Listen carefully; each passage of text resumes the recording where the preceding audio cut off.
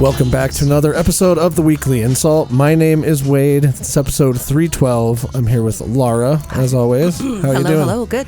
You got woke up by the thunder today? I did. Yeah, I thought it was an explosion, man.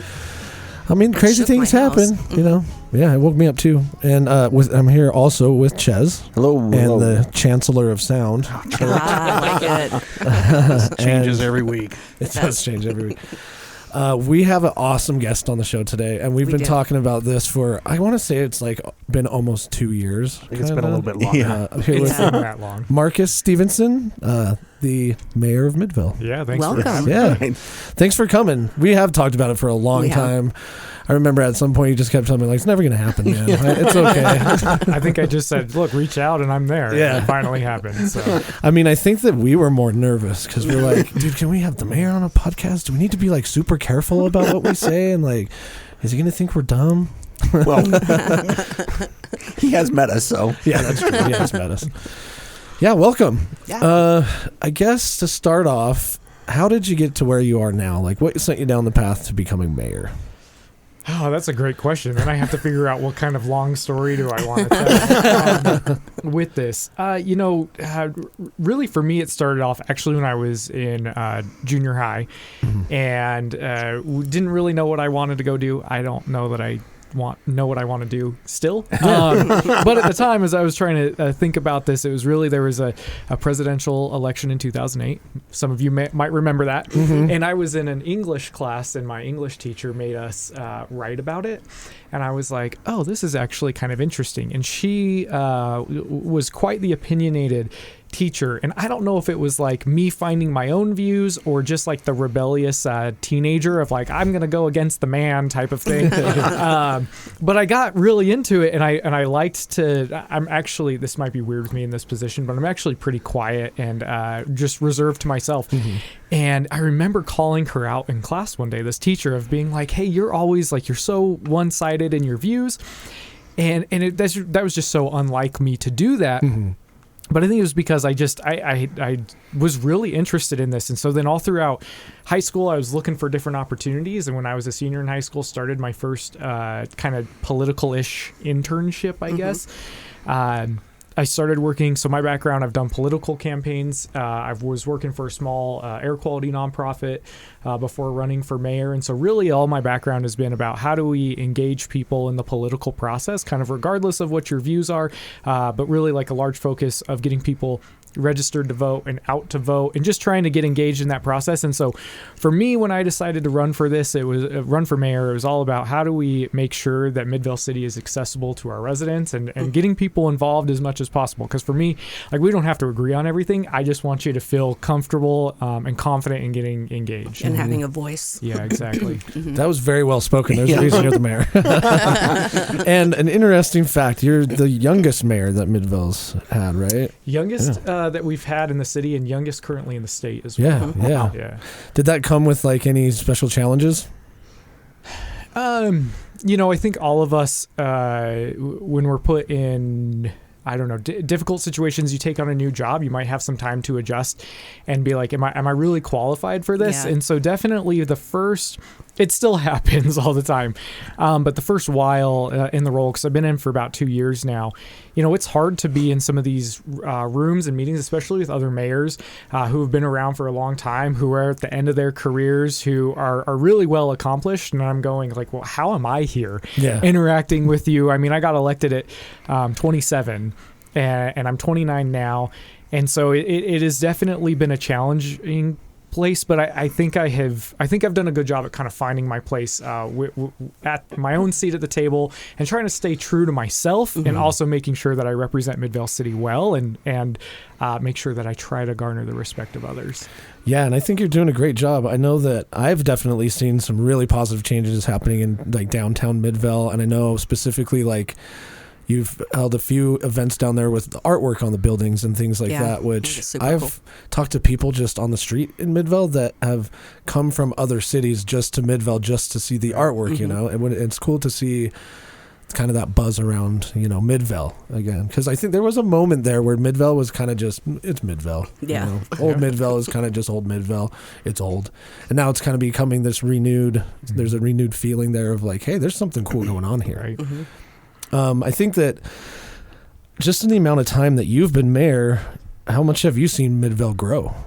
I feel like I see changes every day, and this is the hard thing, is that I try to talk to residents about this, and I have to remind myself, like, we're going to see changes every day, yet it's still going to take a lot of time to get to where we want to be. And so we all, I think, have to have some patience, and Main Street is such a good example of that.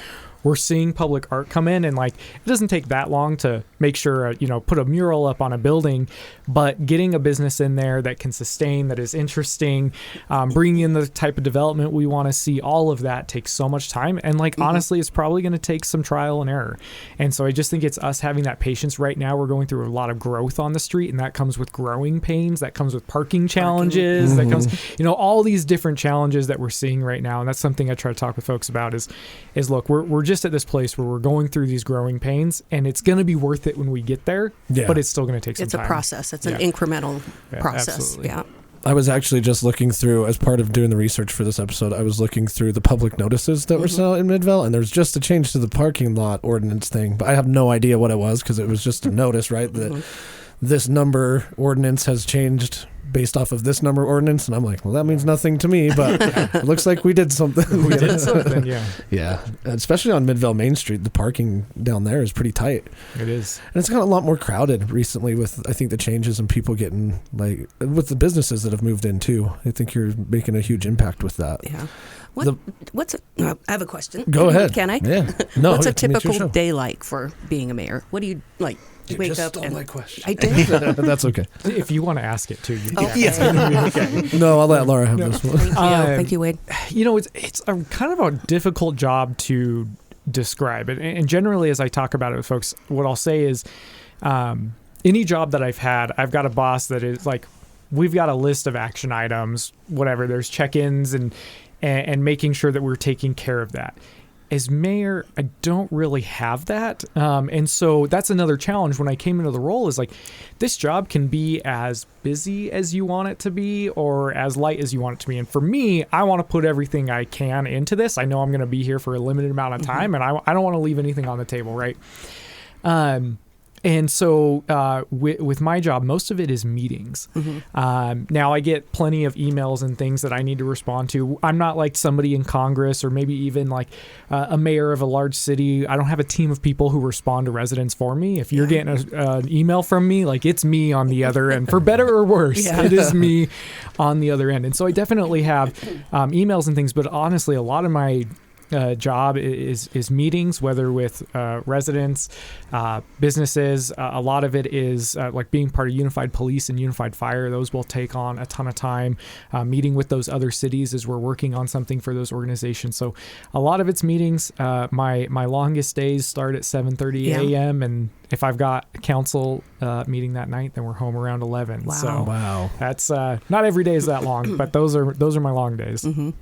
Yeah, that's got to be difficult to not sometimes get a feeling of being burnt out, I imagine. I'm sure some days are harder than others, but...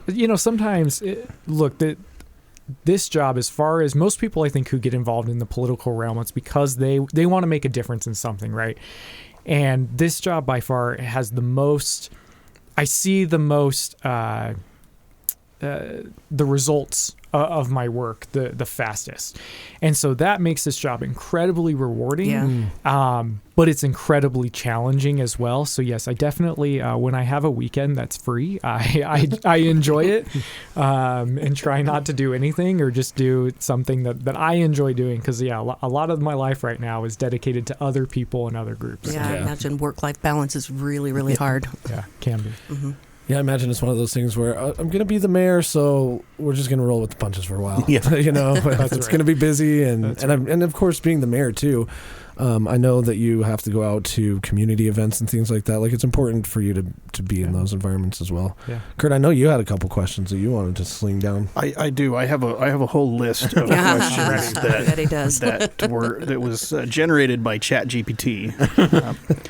So don't think anything different of that. There are probably questions that you've already answered in the past, but we got to be careful with ChatGPT because that'll turn into ChatGPT 1000. Yeah, you're right. Here in the future, it might take over the world. We don't know. One of my biggest questions is is how do you plan to address concerns about public safety and crime rates in Midvale? And the reason why I ask this hits deep for me because as a Midvale City resident myself, I've had crime happen even on my own property. I had my car stolen out of my driveway and a couple other things. I mean, I've had somebody steal my own city trash can. And so random. It is random. Like it was still a trash can. That's so crazy. But the reason why I ask this is even to this day, whenever I tell people, oh yeah, I live in Midvale, they're like, ugh, really? Right. Yeah. So help me understand. So a couple things here. One is we hear that all the time of people I'll talk to, especially what's interesting is I'll get it from kids or parents. Like the kids moved here and then I'll see the parent will come to an event with the kids.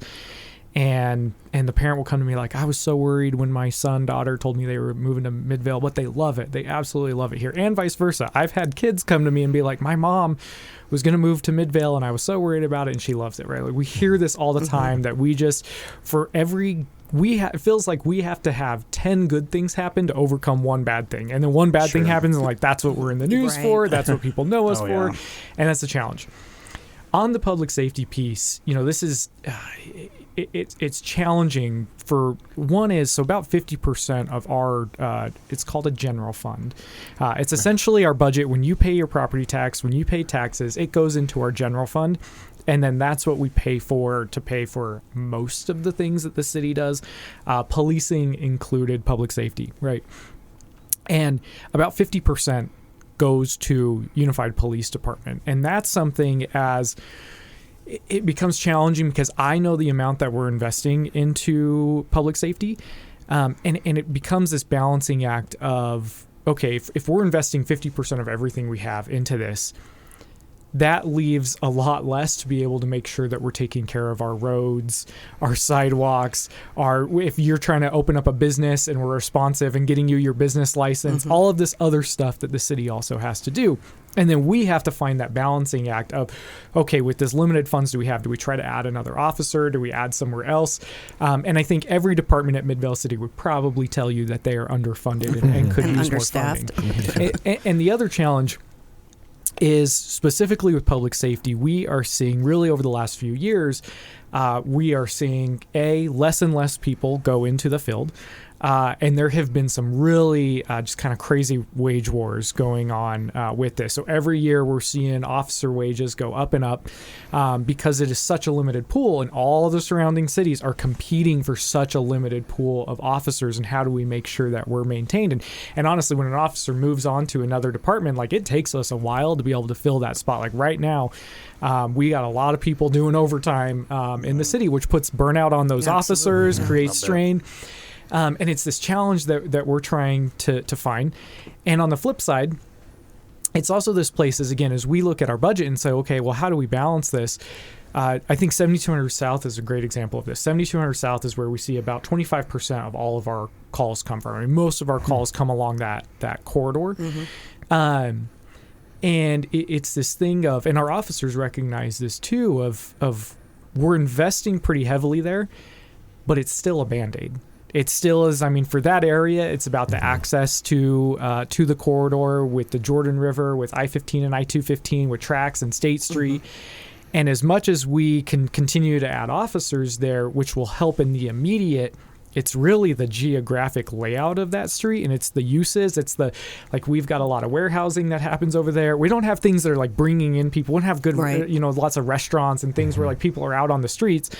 And so if you're somebody that you're looking to commit criminal activities, whether that's property theft or just doing drugs or whatever it is, you're going to go to a place that you don't have a lot of eyes on you. Right. And so the way that we're trying to address 7200 South is like, we got to redevelop it. We need to bring in new businesses. We need to bring in entertainment. We need to bring in things where people are going to be excited to be in the area. And that just doesn't really exist right now. And that isn't law enforcement based, but it is going to help us with our public safety. Understood. And so we're trying to look at how do we invest in the immediate, and that's public safety. And then how do we invest long-term where that's redevelopment, zoning, what kind of businesses are we bringing in? Right. Fantastic. Yeah, that's, you brought up talking about like the general fund, and I think that most people, I know that I've probably been guilty of saying it before, but it's like, what's the city doing with our money, And like, I think it's commonplace in Utah to complain about the quality of the roads, but it's also Utah. Right. So after winter, all the roads are going to be crap for a little while. And that's just the way it is. But what kind of is a deciding factor on where those percentages kind of are allocated to, I guess? I mean, it takes a lot of back and forth. This is where really, we've got a city manager who oversees the day-to-day of the city, and he makes a lot of these decisions before they get to our council, and then our council and I kind of go back and forth about what we want to see. And truly, this is a challenge. I mean, just yesterday, there was a post on Facebook asking Midvale City, like, hey, we want to put in this bridge at the Jordan River. Mm-hmm. And I was looking at this going, to me, like, I think it's a great idea for where they were proposing it. Bridges are incredibly expensive. Yeah. We are probably not going to be able to just go buy one, purchase that on our own. We got to go through a process of applying for grants is probably the way we would go about it. That can take a lot of time to apply for grants. You might get denied. You got to apply again. It takes a while to get the money in the door. And then this is where we have this challenge of, okay, well, do we want a bridge, or our police department is asking for another officer, and so we're going to invest there. Or our public works department is saying, hey, look, last year, I mean, this is literally happening. They're telling us how quickly they are going through sidewalk repair funds. And what people don't realize is, like, that's a pretty small fund when you need your sidewalk repaired. And it's this thing of anytime a resident will call me and say, hey, I need my sidewalk repaired, I, of course, get that to our public works. But then our public works has to go through a process of saying, is your sidewalk to a bad enough point with our funds that we need to replace it? And they go through a whole ranking on that of saying I think it's a 1 through 5 that, like, oh, it's a 1, then it really needs to be repaired.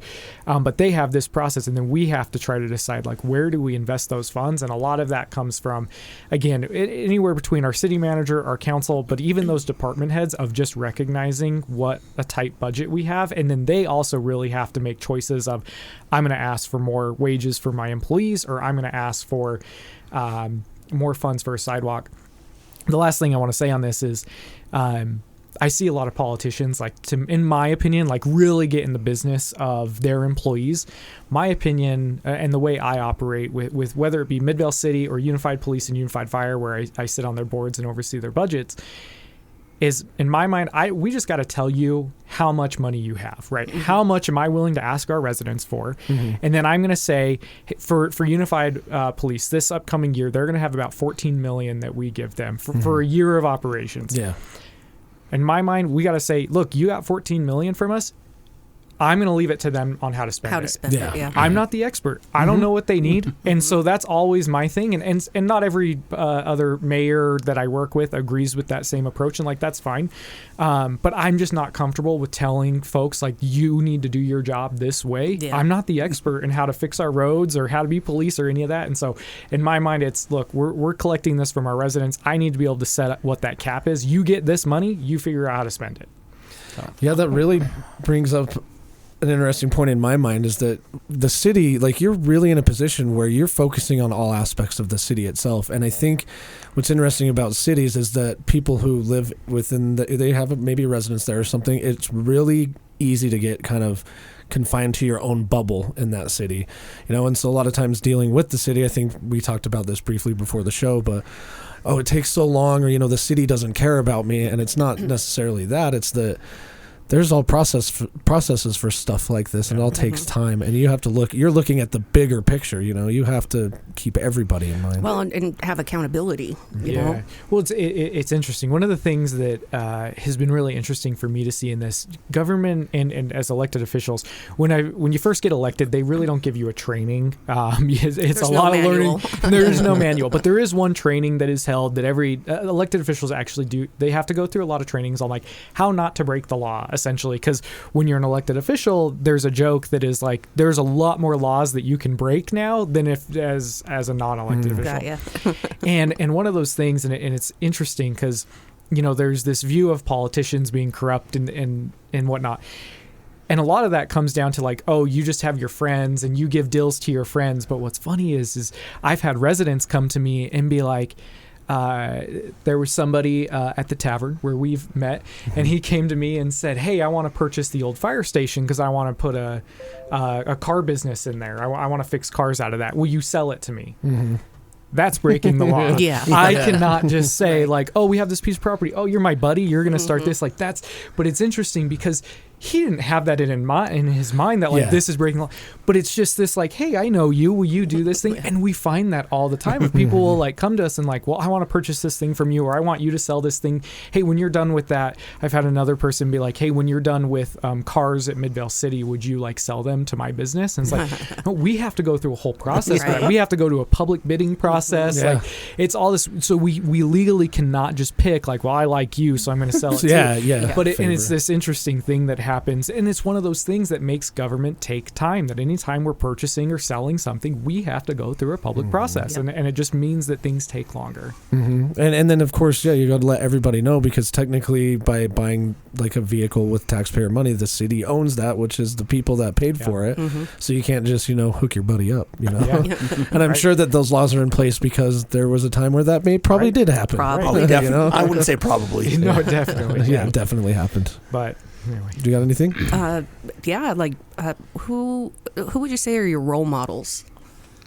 Oof, jeez, hitting them hard. Yeah, that's a good question. I'm a nerd, first of all.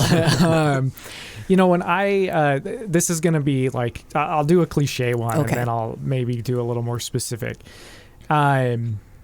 When I look at like nationally role model, when I was in, this is how much of a nerd I am. When I was in junior high, like I was reading about Abraham Lincoln and the Civil War, and I think it's one thing to read about that, and then it's another thing. My decisions are not nearly the impactfulness of what they had to go through, but of going like how difficult that must have been just to try to continually move something forward as big of a divide in our country at that time. And to do that in a way that was both standing on your morals, but also being consensus building. Mm-hmm. And I can't imagine. There's elected officials that I see all the time. Everybody's got opinions on who's ever the president or people in Congress, and all the time I go, oh, I am so like I would never want to do that to myself. Because again, I can be a little more casual here, and like not every single thing am I going to say is just going to be taken apart and looked at under a microscope. Locally, I look at, I really respect the folks who go above and beyond in their jobs. Again, with my role as mayor, it's really built in a way that you can put as much time into it or as little. And there's some mayors we have here. The Mill Creek mayor, I'll say his name's Jeff Silvestrini. He's somebody like he puts in a lot of time to this, and he's probably one of the most respected mayors we have in the state, just because he's putting in the time. And so again, there's some folks that I get to work with directly like that I look at. What are they doing, and how do they garner so much respect across the state, within their own cities, and trying to find that? And like he's somebody who never shies away from a hard conversation, is well connected and well respected, and just like puts in the work. And that's what I want to be able to do while I'm in this role. That's great. Yeah, Ches, you're kind of quiet over there. I put you on the spot. I would say just the improvements, because I worked in Old Town Midvale for the better part of 2 decades, and I was there I probably saw the worst of the worst in that area. And what I've seen now is just absolutely amazing. Just the improvements. I mean, it's not someplace that I'd be scared of as night. There were nights there that, we thought we were going to have, throwdowns with the homeless and the bums. And right. There were some scary nights. Now it's like, I think it's getting a lot better. Mm-hmm. I feel safe there. I have no issues. I would have no issues walking down Main Street at midnight. Me either. Now. Oh, now no. Back then, yeah, there was a time it was pretty rough. Yeah. But and again, this is when I talk about 7200 South. Main Street's another good example of this. We're not doing that because like all of a sudden there's more police presence there. It's because we're doing other things. We're this summer we'll be seeing more lighting come on the street, festival type lighting. We're bringing in public art. We're bringing in new businesses. Right. These are all things that aren't police or fire, but it is definitely a form of public safety. And again, it is, but it also grows the revenue and builds your budget, because that means more people are coming in and people are wanting to be here, stay here, builds up the tax funds, and again, if you're going to go wealth. rob somebody or you're going to go do drugs somewhere, like you're going to go to a place that you don't have a lot of eyes on you, and that's in order to get those activities to move elsewhere, you got to bring in positive activities. Yeah, just getting that community involvement, I think, has been key. Yeah, and it's interesting to think about the correlations in the data too. Like you said, just by bringing in businesses and making the art and things, making a busier area directly impacts, the money that would need to be spent on law enforcement for that area. They've got too much to do already. So if you can solve a problem for them without having to give them more money to solve it, you're kind of, I can see how it's a delicate balance. And then the residents and business owners become the eyes, sort of, and they're wanting their area to be safe. So they're more likely to call somebody if something happens. Right. Yeah. And I think that's also changing the mindset of people when they see things improving. Then I think most people want to get involved more. Whereas I think in some of the worse areas, people are just like, I just stay in my house and mind my own business. I don't want to know what's going on out of there. But you can change people's mind to help be involved and maybe a little more helpful in the community, because we all live in the community anyway. So you might as well pitch in your little part. Yeah. I know that in my house, I live in Sandy, but I've done my fair share of calling the police on suspicious things that I've seen, just because I want to live in a good neighborhood too, Should we take a break real quick? Yeah, let's do it. Let's take a break. We'll be right back.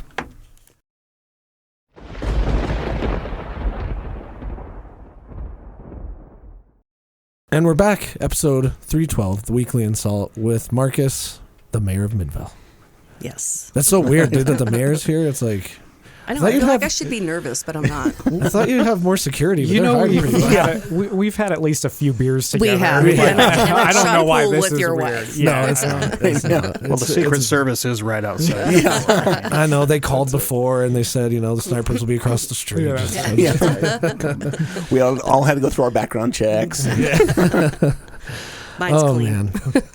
So when you're not being the mayor, what do you enjoy doing? Yeah.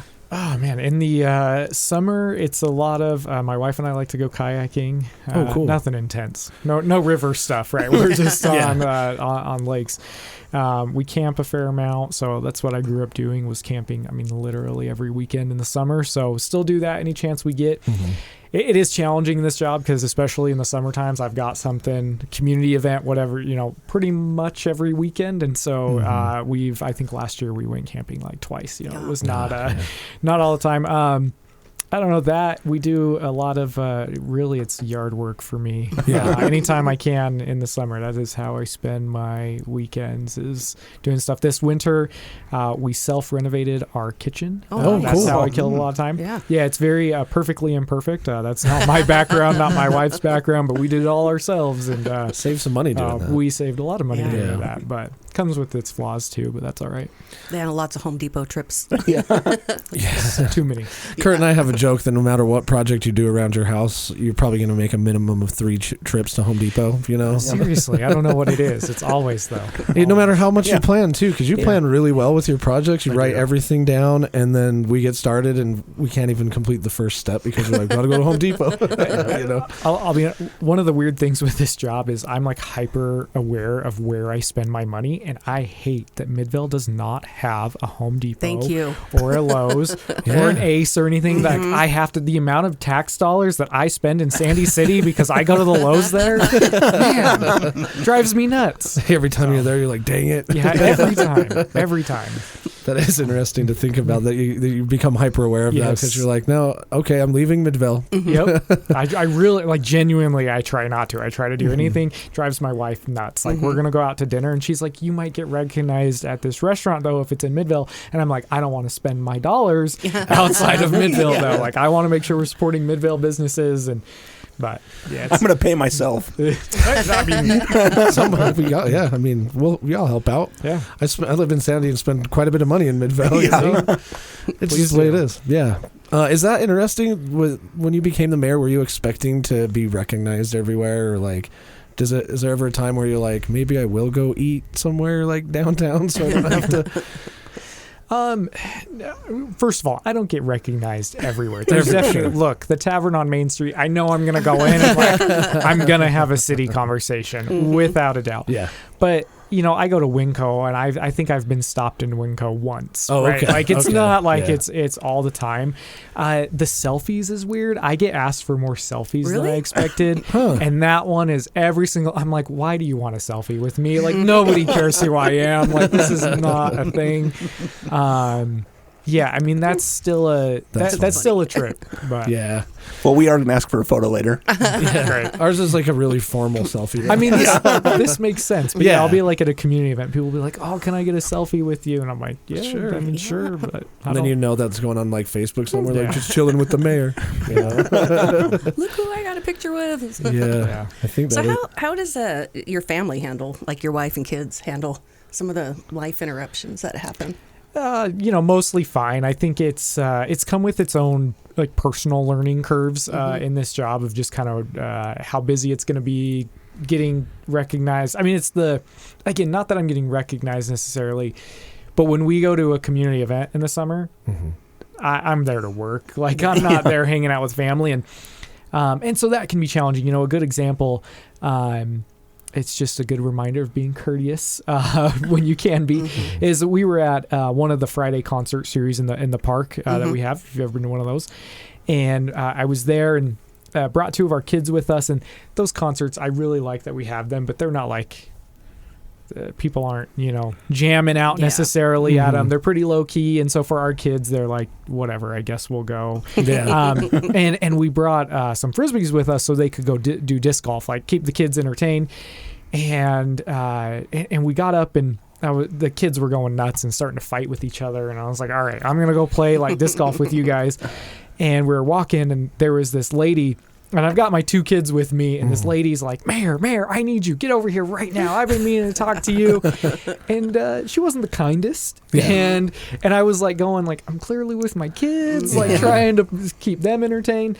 My wife was not happy. She came up and my wife ripped the disc golf, the frisbees out of my hand and was like, come on, kids, we're going. And so like things like that will happen where like, okay, I am here and I am working, and some people are kind about it, and others are like, nope, you're here and I'm going to talk to you right now. And it is what it is, but like that becomes a place where it's challenging for the kids.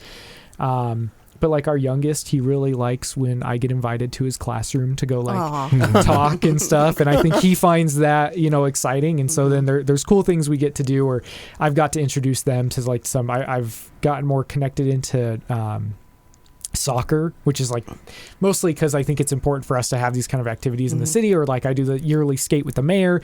And so at my first one, I got a professional skateboarder to come out, and got my kids got to meet that skateboarder. Cool. So I got massive dad props for those things. So it comes with its challenges and fun times too. Cool. So anyway. Dad, what do you think is next for you? You said you had obviously have limited time as the mayor, but you've got to be looking forward to your future, right? I'm gonna go take a nap after that. No, honestly, it's I don't know. I really like this role. It's I got to decide next year if I'm going to run again. It's 4-year terms. Wild that I'm already more than halfway through. And so not this November, but next November I'll be up for election. And it's this thing of, I get plenty of people to come and be like, oh, have you thought about this or this or this? And for me, I like that, I can do this role full time. I don't get paid a ton, but I get paid enough just to make the bills. There's plenty of other positions. Most positions in Utah are part-time and come with very little pay. That like you couldn't do. I just do this job, and I'm so thankful for that. And there's plenty of other roles that I couldn't do that. And for my first 6 months in this role, I tried to work 2 jobs because this job is technically part-time. So I was like, I'll try to work 2. I had such a hard time just switching my brain from, I'm now doing my normal workday stuff. Now I'm doing city stuff, and like switching it back and forth. And I tried that for 6 months, and it was super hard for me. so I don't really have a desire to go do a part-time elected job, and there's so few. And so like for me, I think it's a perfect level of government. I don't think I'm scripted enough to continue to go like upwards. I think that just comes with more can I swear on here? Yeah. It just comes with more pressure and bullshit, right? Like it just is not anything that I have the desire to do. And I feel like I wouldn't even want to be the mayor of Salt Lake City. Like I really love Midvale because we're 36,000 people and we are growing, and we're not tiny, but we're still small enough that I feel like I have the ability to make a connection with a lot of residents. The Salt Lake City mayor doesn't even have the ability to do that. Like, right. And they're 200,000 people. Yeah. Come on, man. Go for governor. Yeah. Yeah, right. I don't know. For now, I really like this. Now, that doesn't mean that couldn't change, because we deal with things all the time, especially at the state level, that frustrate our residents. And like Midvale is it's cities who are the brunt end of that, where the state will make a decision, but then cities have to implement it, and then residents are pissed. It's like, that's frustrating for me. And so, there's been thoughts of like, if I was at the state, but then realistically, I don't know if I could do the state stuff. It would be hard for me. Yeah. So. When you think about like rerunning, is that kind of like, that's a ton of work? Like, is campaigning like a huge process? It's a ton of work. Yeah, it's a full-time job on its own. So now, granted, Midvale doesn't really have a history of people doing a lot of campaigning, and so I think when I decided to run, I think the gentleman that I beat, I think there was probably some surprise there about the amount of campaigning that I did. But I wasn't going to walk in and just take it for granted. Honestly, I didn't expect to win. But I wasn't just going to take it for granted either. And so that's where campaigning's a full-time job if you really put all in. And I did a few years ago, and clearly it worked out for me. And I know I'm going to need to do it again. So no, I'm not excited to have to try to figure out how to do this mayor job, and how to be present at home and have to campaign. But we'll figure it out. That's a ton of pressure to put on you, and you do it because you obviously love it. I think you show that in the things that you've done in Midvale.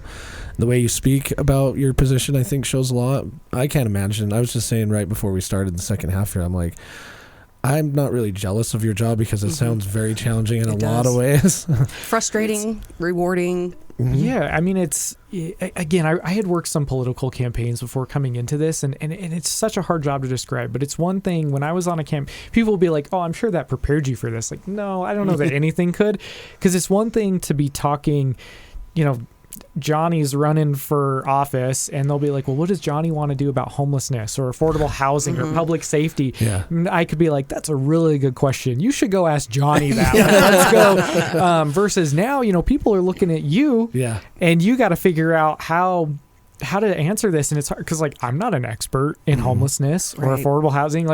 I'm learning a lot, but I still wouldn't say I'm an expert in any of these things. And so it's just about, how do I make sure I'm getting the right information to try to make the best decision possible, right? But it's challenging. What'd you do for work before mayoring? So right before this, I was working for a real small environmental nonprofit focused on air quality called O2 Utah. And so in 2019, went and helped start that. That was coming from a place of seeing specifically our legislature and municipalities just make some, I would say, not great decisions. And I always will tell people, so you take a teacher who might be interested in running for public office, and that person might be an expert in public education, and they've got really good ideas on how to improve public education. That's great, and that's what we need. Doesn't mean that person knows how to run for office. Right. And running for office is a whole job on its own. So what we did on the environmental side was go work with candidates who wanted to do better on air quality. And then we helped them get into office. And so we helped them design their websites, go learn how to knock on doors and talk to voters and just things. Because again, all the time you see people who are like, well, I'm an expert in this thing, so of course I'm going to get elected and do a lot of good. Well, first you got to get elected, and that's a whole other ballgame. And so that's what I was doing. And again, that was the job I tried to do for 6 months in this job, and couldn't do it. No, dipped out. I think if you've lived in Utah for a while, everybody has their opinion about air quality too. And water quality. And water quality, air quality for me, I've always been like, there's something we don't know. It just feels that way because it's like, 80% is coming from cars, and I'm like, I don't know if that's right, but how do I learn more about air quality? And then eventually I was like, I'm just going to buy my own air quality tester and get the results straight in my backyard. No, it's not that easy. You know, it's like, these are like $20,000 machines if you want a great one, you know? Yeah. And I'm like, okay, fine. Well, we were looking at websites one day trying to figure out what the air quality was being reported as, and they were all different. Yeah. Drastically different. Well, and this is, look, you hear about it when air quality is talked about in the news, it's often talked about how it's harder hit on the west side of Salt Lake County for whatever the reasons are, right? But it is, we see different levels of these pollutants, and then there's different types of pollutants, and whether it come from cars, houses, mass manufacturers like mining, name it. But do you play video games at all? not as much as I used to. Did you ever play SimCity when you were a kid? Yeah, but I wasn't over the top in the SimCity. That's I bring that up because some of those city simulation games it's interesting how they correlate certain things in real life, and I'm sure that works too, you know, like I think one of the games I was playing recently is like, oh, if you have a big neighborhood that you're simulating, but they're uneducated people, they produce more trash. And I'm like, I wonder if that's Really? correct. But I mean, a lot of times, it just comes down to like awareness, because I know, when I was growing up, there was a huge campaign through most of my life about recycling, and there still is. But I remember when there wasn't like recycling bins. You just do everything in the trash. And then all of a sudden we had to learn about what numbers you can recycle on the back and things like that. But, yeah, I need to hit up my mayor about recycling. They don't in my neighborhood. They don't? Well, I think they privatized your garbage collection, right? It's through like a private company, not the city? It's through the HOA. Oh, interesting. But they won't put recycle bins until it's completely built out. So. You might want to go talk to your HOA. I would. Because just while we're on this topic, something that people don't realize, I'm not the expert here, but recycling standards are the same across Salt Lake County. So it was interesting, actually, about a year ago, I had residents coming to me and being like, hey, Midvale says we can't recycle these things, but Sandy is saying they can recycle them. And so I got to do a fun little deep dive of how do we do recycling here, because I was trying to make sure I got the correct information back to the resident. And really, recycling is odd because China buys most of our recycling that we do here in Salt Lake County. And so really, our recycling is based off of whatever they are buying. So if they're buying less cardboard, if they're not buying certain types of paper, then there will be times when you can technically, quote unquote, recycle it, but it might get thrown away if the demand for that product is not there at that time. Interesting. And so there was a time during COVID where recycling got really tightened up just because not as much was being bought. And so they were saying, hey, if you recycle this type of paper, it's not actually going to be recycled. And so Midvale kind of changed what they were putting out there. And then we found out, oh, no. Recycling's back to like normal levels, but Midvale was still communicating the old message because it's all just about how much what is and isn't being recycled, and what's being purchased today might be different than tomorrow. But everybody across the valley is really the same standard as far as but you never really know if you're going to put something in if it actually gets recycled or not, unfortunately. Yeah, that is unfortunate. I've heard that before in the past too, and I was really surprised when I found out that China buys a lot of our like recycled, because you think of recycling like, oh, it's going back into the manufacturing process to be created as a new bottle or a new box. It's going to hit a ship, go over to China or something. That's again way over my head and not the expert, but it is interesting. I'm sure you could point us to a recycling expert if we wanted to. Probably. I think a lot of people don't know where to start when they want to be more involved with the city. If somebody wants to do that, what's a good way for them to be involved, or like just to find out more? Yeah, so one is like reach out to your local elected officials. It's pretty easy to find our contact information on Midvale City's website. If you want to reach out to state people, it's a state website. I think kind of knowing like what do you want to get involved with and where's your passion? Is it that you don't feel like your road is the way it needs to be, or you care about your public parks, or you care about education? Find that thing, and different levels of government are going to interact with different things. And just starting with simple conversations, it is this thing of getting involved is this thing where I think everybody who is involved wants everybody else to be involved. Yeah. But I think Like, I remember the first time I would say I got involved, like, I just showed up to public meetings, like, by myself and put myself in a pretty uncomfortable position to be like, I don't know anybody here. I don't know what's going on. But that's the only way. And, like, you just kind of have to take that leap. The other thing I would say is I see people every once in a while come to city council meetings. And maybe they'll give public comment on, hey, I want this change in my neighborhood. And we listen to them, but, like, that change isn't happening right in that second. Like, that's just not the reality. And I'll see people and, like, their faces just look so disappointed. And I think that the thing that I think people should understand is, like, every government agency has a personality. So, like, just like getting to know somebody, you're not going to have one conversation with somebody and be like, oh, all of a sudden I know all of you in this room. Like, we're best friends. We had one conversation. That's not the way it works, right? It takes a lot of time, a lot of interaction to get to know somebody. It's the same way with any government agency. Me as the mayor, I help shape the personality of Midvale City, but I am not the personality of Midvale City. Same thing with our council. Our council helps shape it. Our staff help shape it. The history of the city and decisions that were made in the past help shape it. And I think that that's hard for people when they come in and they're like, oh, I'm going to, like, I want to do this thing and then all of a sudden have it fixed or all of a sudden be involved. And, like, it just takes time.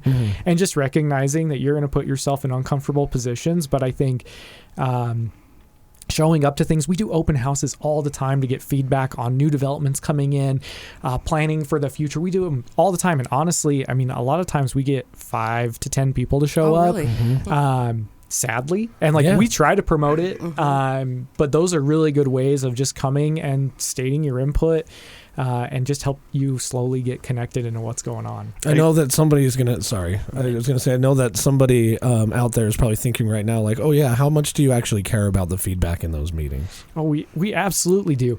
Now, there are times when we take, we get asked all the time, hey, I want our community to be safer. I want more connectivity. And so, like, this is one of the things we're seeing right now is, like, specifically around trails. We're proposing a lot of new, they could be multi-use paths. So, like, bike lanes, walking lanes, they could be canal trails, but we're doing all this type of stuff and we get feedback all the time. This is what we want. We want more of this. Now, it's hard because then we say, okay, we're going to propose this canal trail.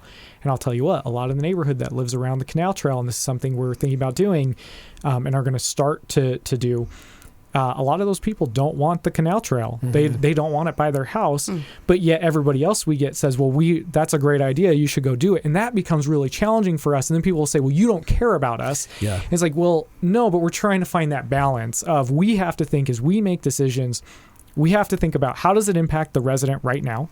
We also have to think about how does it impact regionally? How does this create connectivity? How does this bring in other people into our community? And we also have to think about what is this impact going to be 50 years from now? And those are all these decisions. And again, I think sometimes people will go, well, you just don't care about me. And it's going, well, I'm really sorry you feel that way. We are trying to balance different demands here. And there are times like the trails, again, there's a lot of feelings from the people that live along that. But we know that that's going to help our community in the future. There's lots and lots of data to back that up. We get requests for it all the time. But actually implementing that becomes really challenging. Well, then you have to maintain it too. Yeah. And so it's not, I don't want somebody to come and be like, if there's a disagreement that it's not caring, it's that there's a lot of other things going on. And, like, I'm more than happy to talk about that and just some of the context behind decisions. But also there's lots and lots of times where we might have an idea. We know the way to make 7200 South better is different development, but we're totally open to what is that development? What does that look like, right? And so, like, we have an idea of, like, oh, we're going towards different development. The city is pretty set on that, but we're way open to what all those details are within that because we don't know, right? That's where we really want it to be for the community. But we know the data shows that's the way we got to go. And so somebody might disagree with that, but that's probably the way we're going. But come and help us make it the best it can be. Give us your ideas. Yeah. For a while, I was going to a lot of the city council meetings when they were building those townhomes across the street from me. Right. They're just off of 7800 South, right there, right? Yeah, just off of Center in Roosevelt. But that was the entire neighborhood in that area right there, we were so against what the developer had planned that we all, for weeks, and going to the city council and getting up on that microphone and presenting our complaint to the council. And we did it enough to where we got that development change to what it is now.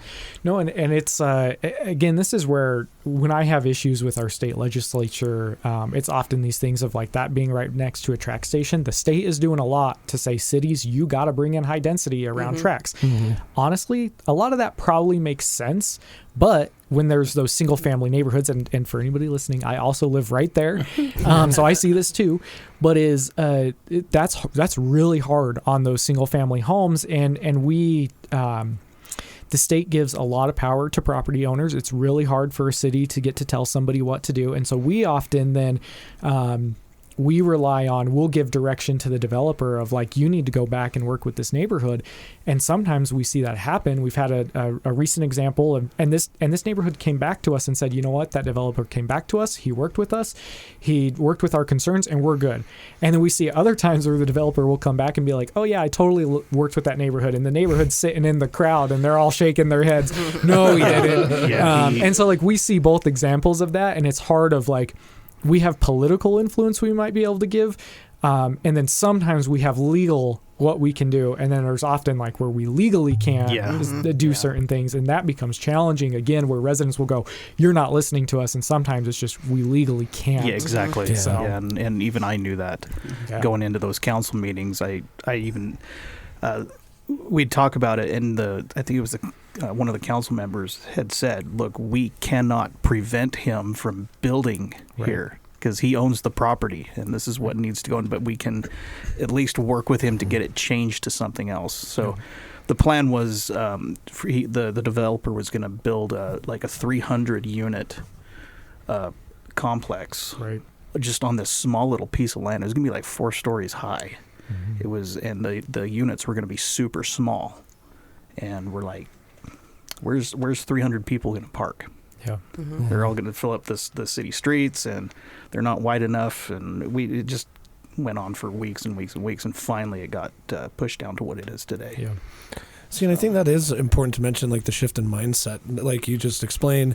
You know the route the city's going to go on 72nd, and it's going to happen. So come to those meetings and voice your opinion, so that if you're sitting at home mad and you're like, oh, they're going to ruin 72nd South, I know this is going to happen, go to the meetings and talk about it, because you won't know unless the people come tell you, you know? And it's not really about going to happen. It needs to happen. Yeah. Absolutely needs to. And we get things from residents all the time that are like, oh, we didn't have that perspective. We didn't think about it quite that way. So again, I just think it's, there's often the decisions that a city makes, like it's backed up to make that decision, but then again, it's all the details that come with that, and like that's where we really need the input, because I talk to people all the time, and I'm up front of again, trails are a good example. As I'm talking with these folks, I'll tell them like, I don't live right here, right? And so I have a different perspective from you, and that's okay.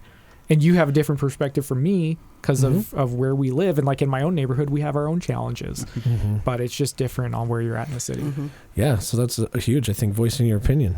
And it makes me kind of feel bad that I haven't been involved in more meetings like that now. And I like feel bad, but it's like, it kind of inspires me to be like, oh yeah, I know that maybe I won't directly impact a change, but at least I can tell them my opinion, and it's noted somewhere, you know, to be like, let's just watch out for this or something. And I think too, it's not, look, if you're looking to get involved, you don't have to overstress yourself to be like, I got to show up to everything. I have to go. Like, city council meetings are not that fun. They're open to the public. Please come. Boring. But it's like, yeah, they're super boring. All the decisions are like, there's at the point that it's made it to the council, there's been so much work to go, right? That's not beginning phases. It's when we're doing these workshops. It's when you're seeing something like reach out to council members, reach out to City Hall. It's again, council meetings are important, but I think sometimes people will be like, oh, well, that's what I got to do to be involved. And it's like, you're going to show up and just be disappointed, because that's where, like, that's the end point, right? Now Midvale City still streams their yep, you can find it on YouTube, first and third Tuesday of the month. So and that was going before that was put in place. So I was going in there with camera equipment, and, recording everything myself. Well, you're welcome to do that too. Well, that was awesome. And a lot of information is public information. So a lot of it's about educating yourself to find out what's going on, what's being planned, what's being developed. Well, it's this thing of we'll often do, so just how many decisions work is we'll first have a discussion and then we'll have an action, and the action is when we vote on it. And so the discussion will happen in one meeting, the action will happen on the next. I've also seen people come to meetings where it's like we take pretty quick action on a significant decision. And again, I'm just reading people's faces where I feel like I see disappointment, and then I'll try to explain, we had a long discussion about this in our last meeting when it was a discussion. Then we've all taken our own time to think about it, and now like people are ready to make a decision, right? Because we've gone through this. And so, but I think sometimes people will show up to one council meeting, I can't believe they just made that decision that fast. Like, well, actually, lots of conversations have happened, but now we're at the point where we got to make a decision. Yeah, that's the interesting thing about politics, too, is that it is a complex machine. You know, it's not just like you're having meetings and you're discussing these things. For like a resident, it might only come into view for them if something around them matters at that moment, but your sole job is to focus on all that all the time. Most of the time people are showing up when they are not happy about something, not when they're happy, right? And again, it's this thing of, cool, we're doing workshops. I know we've been talking about 1700 a lot, but we just did business meetings. I went and actually knocked on over 70 businesses that are along the corridor to say, hey, we're hearing more concerns about crime and homelessness and impacts to businesses. We want to hear directly from you, right? Tell you about what we're working on and also get ideas from you. And we did that, but we got 10 businesses to show up. Wow. And we did it at different times. So we did a lunch option and an evening option, hopefully capturing, we know for a small business, it might be hard to like get out of there to go to a meeting, but we tried this. And I was really, I think those businesses appreciated that I was literally at their door. I don't think most of them believed that I was the mayor when I showed up and I was like, hey, I'm the Midvale mayor. I think they looked at me and were like, sure you are, dude. Do you have your mayor shirt on? No, I should have. But, and it's hard to know of like, okay, with the lack of them showing up, is it just, realities of people being busy? Is it look, you come into our door and listening to me for 5 minutes was enough that like they feel good that we take it seriously? We don't know. But, we were able to meet with those businesses that were able to come and had good conversation. And that wasn't even for a specific decision point. That was we are recognizing that we're getting more concerns about this. So again, if you've got concerns, like reach out to your council members because it is often relayed. And then if we start seeing a pattern, then we know, all right, something's going on here and like we need to figure it out. Because sometimes one person will complain about something. This happens in neighborhoods all the time where somebody will be like, I want a speed bump. Nobody else in the neighborhood wants a speed bump. And so just because one person says it doesn't mean it's going to happen overnight, right? But if we notice a pattern, then we want to be responsive to residents. But yeah, I want to get in and out of McDonald's easier. Can we build a monorail from your house to McDonald's? Just getting in and out of there is a pain. Fair enough. That's funny. Somebody else was going to ask something, I thought. Are you guys good? No more. I can throw one out real quick. Yeah, go for it. I'm ready. This is. Hold on, I got to pull up my. While he's pulling that up, this is the kind of stuff I love. I'll get asked to go do speeches sometimes. I'm not a speech person. I can give like a little elevator, 2 to 5 minutes, but I've had other people be like, "Oh, will you come and talk for 20 minutes in a speech?" And I'm like, "No, I'll do Q&As all day long. I'll engage, but so this is perfect." Yeah. Okay, so how do you envision the future of Midvale, and what legacy do you hope to leave? Oh, that's a good one. This is a really good one. Okay, this might be a little long-winded. Bear with me. No problem. We've seen, so let's talk taxes a little bit. Very controversial. For years, 25 years or so, we had a council that really prided themselves on never raising property tax. First of all, when you pay property tax, only about 10% of that comes to Midvale City. It goes to Salt Lake County, it goes to the school district, it goes to the water district. It's just under 10% that comes to Midvale, so very small portion. Not even tithing. Right. No, it's just over 8% at this moment, I believe. But what that has meant for us, because of those moments, I think 20 years ago, we were those council members were able to look at residents and say, "I'm saving you money. I'm looking out for you." But what we're seeing today is we have aging infrastructure. We have significant needs, especially around water, where we don't have the funds in the door because those hard decisions were not made in the past. And so for me, I'm going, look, I'm in this position for a relatively short amount of time. Maybe I'll be here for another term, maybe not, right? But I want to make sure that we do things that set up our community for success in the future. And so we have started the last 2 years, and I know this is unpopular, but we've raised property tax by little amounts each year. We're probably going to do it again this year, especially with this reorganization of policing. Cost is going to go up more. But we are I want to make sure that we're making some of these hard decisions. Now, I don't want to make a hard decision and run from it. I want to make a hard decision and have those conversations with residents, because I recognize something like property tax is really challenging.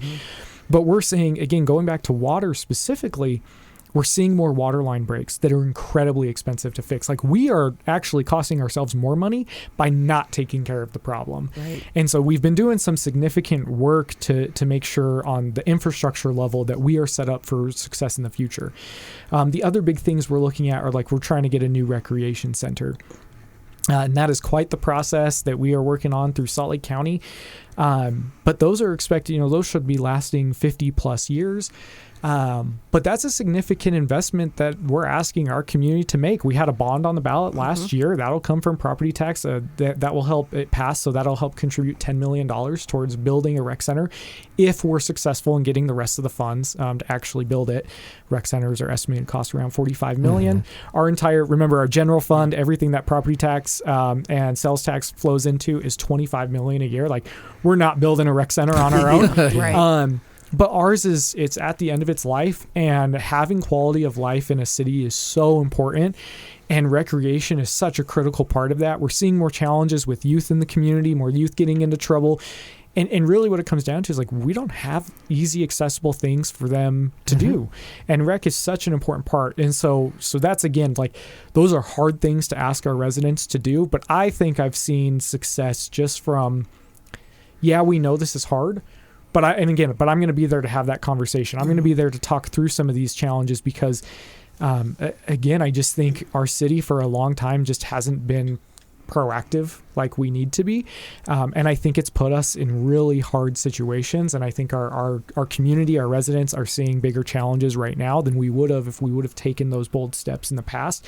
And I don't want to leave this without at least trying. Sure. And again, with this, like, tax piece, there's a chance next year somebody could come run against me and, like, hey, screw this guy, right? And that's fine. Like, that's what we have democracy for. But I just know for me and my own legacy, moral compass, whatever it want to be, like, that's the way I look at it, and not everybody has to agree with that. But I feel like we're doing really hard things that are going to set us up for success in the future. Very good. Yeah, that's great. All right, I guess we can end it there. Thank you so much, Marcus, for taking time out of your busy schedule to hang out with us. Really appreciate it. It's been fun. And it's awesome to learn more. I mean, you answered so many questions just about the inner workings of, like, politics around running a city. And hopefully, if you're listening out there, you want to get involved, do that. And just don't always go to your city meetings when you're concerned. Like, every now and then send a nice email. Because we talked a little bit before the show how a lot of times, you get more complaints than you do thank yous, like, you do all this work, you do 10 good things, and one bad thing happens and it takes it all away. Right. It's just, like, kind of reminds me of Yelp reviews, People only leave bad Yelp reviews. But on behalf of myself, many others, I can't speak for everyone, but I think you're doing a great job. I do too. And I do hope you run again. Same. We'll see if my wife feels the same way. Well, thanks again. This has been your weekly InSalt. Right.